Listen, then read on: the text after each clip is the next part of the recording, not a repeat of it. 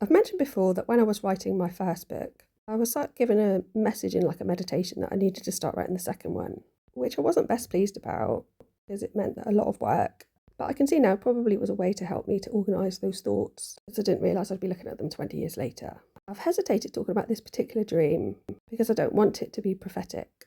But as the world seems to be at war with pretty much everyone at the moment, it kind of makes sense to at least talk about the symbolism. So towards the end of 2007, I had a dream where I was running through a forest as part of a training programme with some Royal Marines, which is one of our elite fighting forces. I believe they do accept women, but not people with asthma like myself.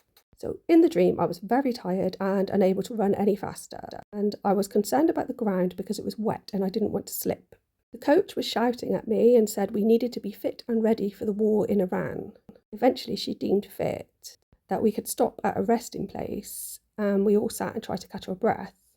I was exhausted. Our coach then gave us all a hug and a kiss.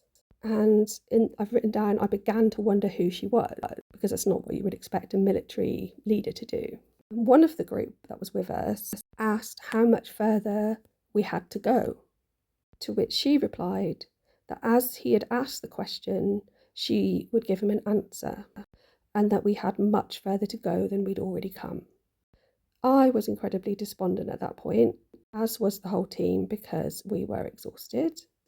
But I remember that I was thinking, because she was honest, kind of gave us all a sense of resilience, and that if she believed in us, we must be capable of carrying on.